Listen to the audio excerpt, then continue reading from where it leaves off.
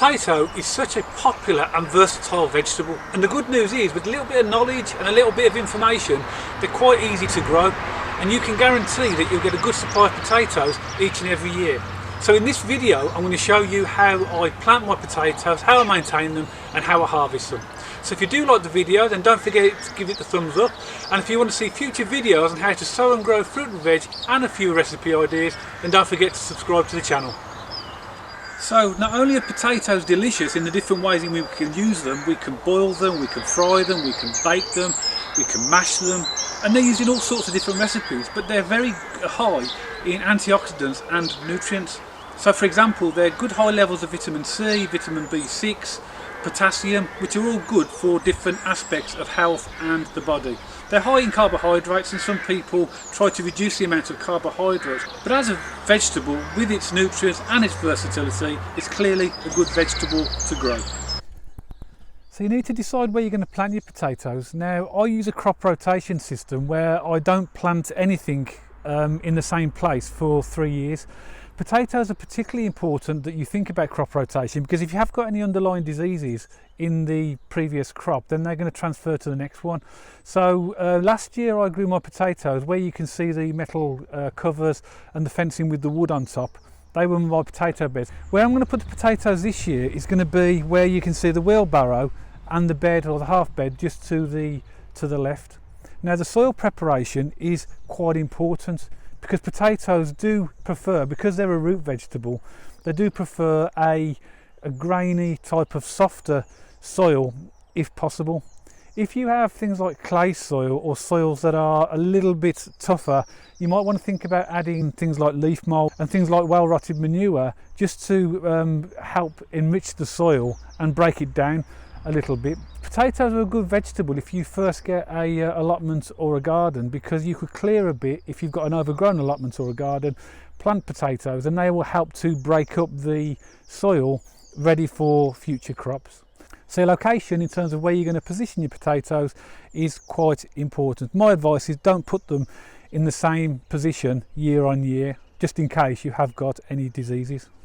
You may often hear gardeners or allotment holders referring to the term chitting, and what that means is that they're trying to do, when they say that, they're trying to encourage the growth of these little chits or sprouts on the seed potatoes.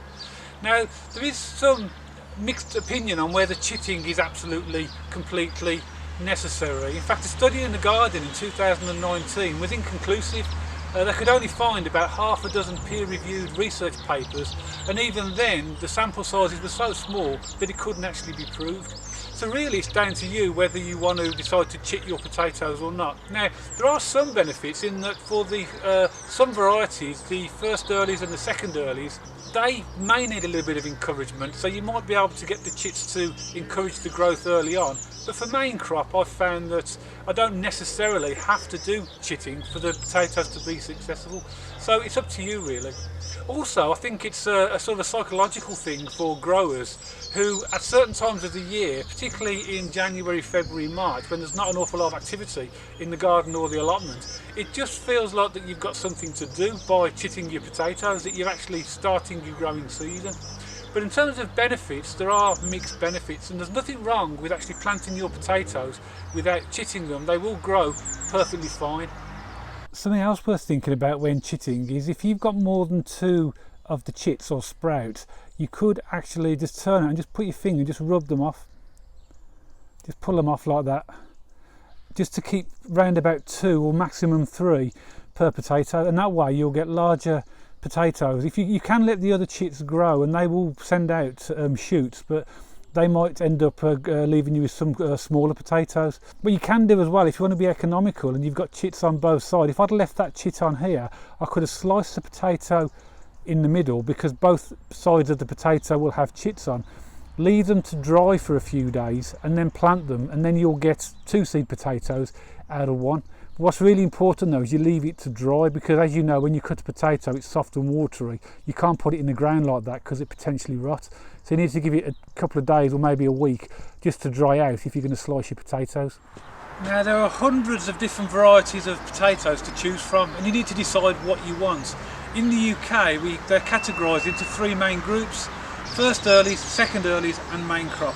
If you're watching this video in America or Canada, you might know them as determinants or indeterminants, and effectively as a broad comparison, determinants are the same as the first earlies and the second early, and the indeterminants are the main crop.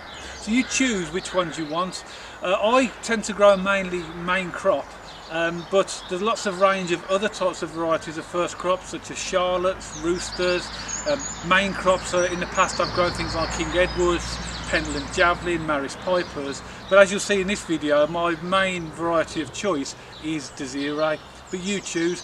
Normally you'll purchase your seed potatoes from January through to March, depending on what varieties are available and when. And if you get them early and they're not ready to grow or plant out because of things like frost, then you might think about just storing them and chitting them, as I've already described.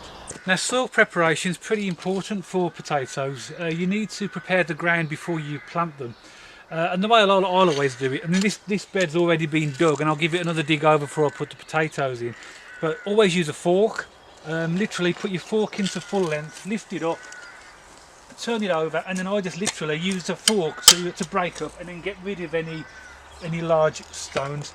So just give it a good dig, put your fork in, lift it, turn it, and then just break up any bits and reasonably level the ground. That should then allow the ground to be in sufficient condition to accommodate the potatoes.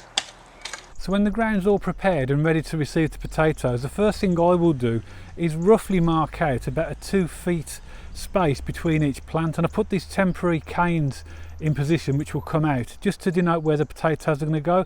It's just to help me put them in position before I actually put them in the ground. You can grow them closer than 2 feet apart, particularly for some of the first earlies and second early varieties, but I like to give mine plenty of space to grow, because if you put them too close they could end up competing with each other for the nutrients in the ground, and you might not get so many or as larger potatoes. So what I'm going to do now is put the potatoes in position before I start to put them in the ground. Now you can see I've put the potatoes in position about where I'm going to plant them. So there's the first 3 short rows in that are exactly where the potatoes are going to go, 2 feet apart, both horizontally and vertically. What I'm going to do now is plant them in. Now some people will use drills, which is where they use a shallow trench. They'll dig out the whole trench and then put the potatoes in and recover the trench. I do them individually, as you're going to see in a minute. So I will, once I know the potato position, I'll just dig it into the ground in its position, then move on to the next one. So when all these potatoes here are planted, I'm then going to go and plant the rest of the bed in exactly the same way, by first laying out the potatoes and then planting them individually. So to plant your potatoes, you'll want to go down round about 6 inches, which is about 15 centimetres. So get into the ground. I use a small fork, dig a hole large enough to accommodate it. I'll go slightly deeper than 15 centimetres or 6 inches, because what I'll do is then put a handful of multi-purpose compost in the hole before I put the potato in. So I'll put that in, give it, and then put the potato in. And when you put the potato in, the chits go upwards. So you put that, push that into position, and then I'll put another handful of multi-purpose compost on top of it, and then just backfill where the potato was. You just give it a little bit of a compaction, and that's pretty much how you'll plant your potatoes. When the whole bed is planted in exactly the same way, I'll then water the whole lot, and that'll be all of my potatoes in. Now 6 inches might seem a little bit shallow, but what you've got to remember is when the potatoes start to develop the leaves, when they break through the ground, I'm going to trench them, which means I'm going to pull the sides up and cover it over, so therefore the potato will be even deeper within the trench. Trenching up is a technique commonly used after the potatoes first start to break through the surface, and the way that it's done is to draw the soil either side of the foliage to completely cover it over. In this video you can see potatoes that have been covered over 2 weeks previously and have now started to reappear. So why is it necessary to trench potatoes? Well, the first reason is it protects the leaves when they break through the surfaces from late frost, because you cover them back over. Secondly, it also increases the amount of potatoes or yield that you're likely to get, because you're burying them, and that'll produce more tubers. And also thirdly, it helps to prevent light from reaching the tubers, and you'll notice that potatoes that are exposed to light will be a greeny, darky black colour. So when you harvest potatoes, it very much depends upon the variety and where you are in the world. In the UK, first earlies as a general rule can be harvested from June to July, second earlies July to August, and main crop from September onwards. You can try and harvest them earlier, but you're likely to get smaller potatoes. A good indicator of the best time to harvest your potatoes is where the plants start to die off. They either start to go yellow or they start to appear to come to the end of their growing life, and that's easy to see, as you can see from these plants here.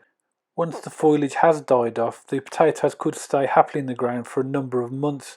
I, as a general rule, try to make sure that I've dug all my potatoes out by the end of October, November, because the longer you leave them in, the more risk they are to attack by slugs and other things. There are alternative ways of planting potatoes in containers, using straw and other methods which you'll see, and I may do a video when I experiment with that later in the year or in the near future. But I hope you've found some useful tips from the video, and if you do like the video, then don't forget to give it the thumbs up, and don't forget to subscribe for future videos for how to sow and grow fruit and veg and some recipe ideas. So I'll see you all on the next video.